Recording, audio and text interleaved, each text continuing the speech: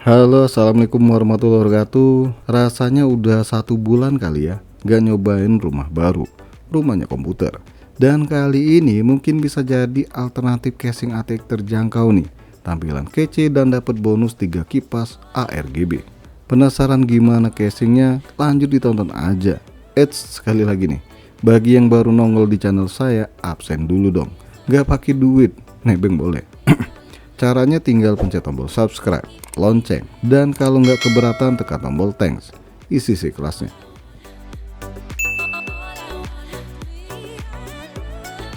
Rasanya merek satu ini udah nggak asing lagi di telinga kalian. Karena salah satu merek yang udah lama eksis di dunia per-PC-an, khususnya casing komputer. Lagi apa coba? Apalagi coba kalau bukan Montex. Dan Montex melahirkan casing terbaru. Kok berasa orang bunting ya? Maksudnya mengeluarkan produk terbaru nih, yaitu Montex XR dengan harga Rp790.000 untuk warna putih dan Rp750.000 untuk warna hitam.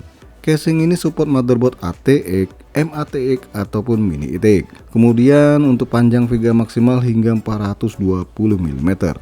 Tinggi CPU cooler 175 mm dan panjang power supply 230 mm. Untuk kipas sendiri, casing ini bisa dipasang maksimal 9 kipas nih. 2 di samping, 3 di atas, 3 di bawah, dan 1 di belakang. Khusus bagian atas dan belakang ini bisa dipasang kipas ukuran 140 mm. Dan casing Montex ini udah memberikan 3 kipas ARGB yang udah support PWM ukuran 120 mm. Oh ya, selain kipas, casing ini juga bisa dipasang radiator hingga ukuran 360 mm bagian atas atau 140 mm bagian belakang. Untuk storage sendiri bisa dipasang 2 hard disk dan 2 SSD.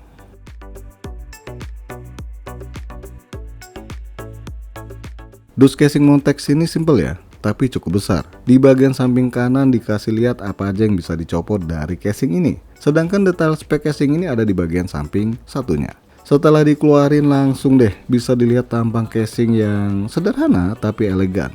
Dan untuk input outputnya ini ditaruh di bagian depan, di bodi bagian bawah ya. So mempermudah buat colok mencolok nih perangkat eksternal pastinya. Kalau kalian perhatikan, ini kelihatan ada bercak atau kayak noda di bagian interface-nya ini ya. Tapi ternyata ini adalah motif loh, motif wood grain. Cuma berasa nggak cocok aja sih di warna putih. Mungkin kalau warna hitam bakal lebih pas kali ya. Di sini ada tombol power, tombol reset, mic, audio, 2 kali USB 3.0 dan 1 kali USB Type-C. Cakep, komplit colokan di casing Montex ini. Di bagian area samping, karena baik depan sama sampingnya ini pakai kaca bening, langsung deh kelihatan area dalamnya. Terus di bagian power supply covernya ini udah mesh ya, biar sirkulasi udaranya di casing ini lebih baik. Buat buka penutup casing kacanya ini modelnya model tarik nih. Ya udah banyak juga casing yang pakai model ginian. Dan wajib atit-atit ya. Maksudnya hati-hati banget nih buat narik penguncinya. Cuma ternyata buat melepas penutup kacanya ini nggak harus pakai tenaga dalam nih. Pakai perasaan aja udah langsung bisa lepas. Nah di bagian kaca ini ada 2 plat di bagian atas maupun bawahnya. Dan bahan kaca dari casing ini cukup tebal nih.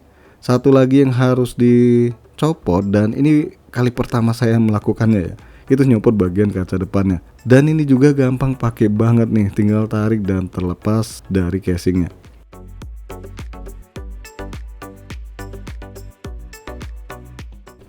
Ada 2 kipas di bagian samping casing ini yang fungsinya buat intake ya, model reverse.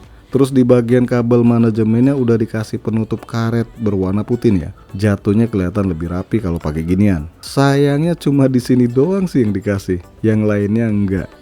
Nah kalau kalian lihat jarak motherboard ke bagian atasnya ini rada mepet ya. Moga nanti pas dipasang radiator nggak kepentok ke RAM atau heatsink di motherboard. Dan coba lihat ini ruang kabel manajemennya, luas bro.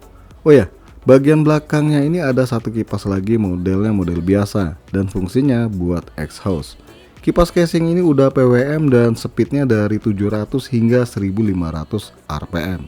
Di atas power supply cover ini ada 4 lubang buat kabel manajemen yang mana satu lubang ini khusus VGA. Sayangnya kalau dipasang 3 kipas di bagian ini, lubangnya ketutupan. Di bagian belakang ini ada 7 slot ekspansi dan semuanya ini bolong ya, bahkan sampai bagian atas kipasnya juga. Untuk buka penutup semua slot ekspansi ini cukup kendorkan bautnya, dan modelnya model engsel nih, bautnya juga nempel, cakep, nggak bakal kehilangan baut kalau modelnya kayak gini ya. Dan cakepnya lagi, semua penutup slot ekspansinya ini bisa dilepas pasang, jadi kalau seandainya nggak pakai lagi VGA bisa ditutup kembali, nggak bolong. Lanjut, pada bagian samping penutup kabel manajemennya ini udah dikasih ventilasi udara buat nyedot udara seger masuk ke dalam casing nih. Nah, buat melepas penutupnya ya tinggal kalian copot 2 baut penguncinya. Bautnya juga model nempel di penutupnya. Dan setelah terbuka ada dust filter magnet juga nih di bagian ventilasinya. Cakep. Casing ini sendiri cukup banyak tempat buat kabel tis ya, kalau mau ngerapiin kabel di casing ini. Dan bisa dilihat kalau kabel kipasnya ini berwarna putih ya, sewarna body. Dan posisinya ini udah terpasang satu dengan yang lainnya ya, walaupun memang gak rapi ya. Dan ada colokan 4 pin PWM sama 3 pin ARGB. Tepat di bagian belakang motherboard ini ada satu bracket buat SSD atau hard disk 2,5 inch. Tinggal kalian lepas aja bautnya nih. Aduh, copot. Lah kirain ini nempel juga, ternyata kagak.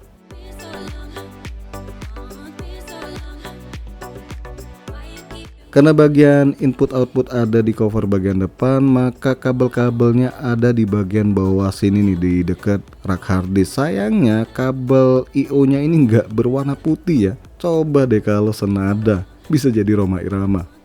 Nggak nyambung ya. Tapi Montech CP ini model kabel IO nya udah pipih ya. Ini cakep sih, nggak nyusahin buat ngerapin kabel nantinya. Di sini ada kabel USB 3.0, USB Type-C, HD audio dan front panel. Nah, ini dia nih yang saya suka nih. Langsung nyatu nih kabel front panelnya. Jadi tinggal kalian sesuaikan dan tancepin, nggak repot-repot pasang satu persatu ya. Keren. Sekarang kita keluarin dulu satu bungkusan peralatan pemasangan perangkat PC di casing Montech sini. Ternyata cukup banyak bungkusannya. Pertama ada satu bungkus yang isinya speaker BIOS ya, yang kalau dihidupin itu bunyinya tit, jangan disambung ya, nanti jadi tit. Sudah. Terus ada 3 baut stand off motherboard dan satu pengunci stand off ya. Ada satu bungkus baut pemasangan kipas model panjang nih buat pasang di atas power supply cover. Kemudian satu bungkus baut motherboard atau SSD, satu bungkus baut hard disk dan satu bungkus baut power supply. Dapat satu kain pembersih kaca, 2 perapi kabel. Bener nggak sih fungsinya buat ini ya? Terus ada lagi perapi kabel berlogo Montech nih, dan dikasih cukup banyak kabel tis berwarna putih. So, peralatan pendukungnya cukup lengkap ya di casing ini. Casing ini juga kasih buku panduan kalau sekiranya kalian bingung cara pasang perangkat di casing Montech ini. Seperti casing pada umumnya, casing ini juga kasih rak harddisk yang mana mesti copot 2 baut pengunci di bagian bawah casingnya. Nah, rak harddisk ini bisa dipasang 2 harddisk 3,5 inch atau 1 harddisk dan 1 SSD. Karena casing ini cukup panjang, maka dikasih 2 opsi buat peletakan rak harddisknya. Dan jujur ruang di bagian power supply cover ini cukup luas nih. Di bagian bawah casing ini sendiri 4 kakinya udah dikasih busa yang cukup tebal. Ya walaupun kesannya ala kadarnya ya. Terus di bagian power supply sendiri ada dust filter magnet yang cukup besar. Begitupun juga di bagian atas casing dikasih dust filter magnet. Dan setelah terbuka bisa dilihat nih kalau di bagian atas ini ada dudukan buat radiator atau 2 kipas dengan 2 ukuran ya, yaitu 12 cm dan 14 cm.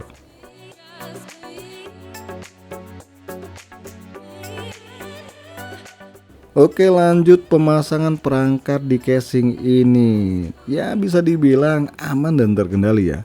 Baik pemasangan motherboard, radiator, power supply maksudnya, hard disk, begitupun juga kartu grafis alias VGA. Sama merapikan kabelnya juga cukup mudah karena space casing ini cukup luas.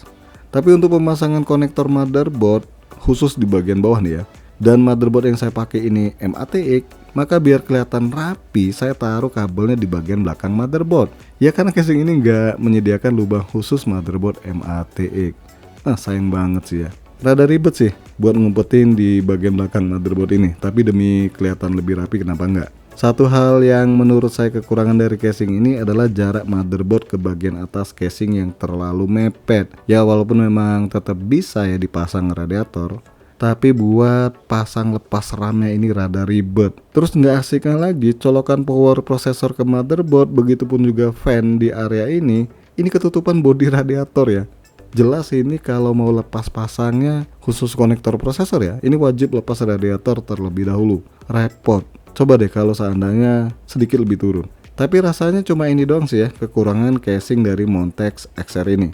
Kalau untuk kerapian kabel di casing ini cukup oke sih, apalagi kalau pakai motherboard ATX lebih cakep lagi pastinya. Secakep VIA.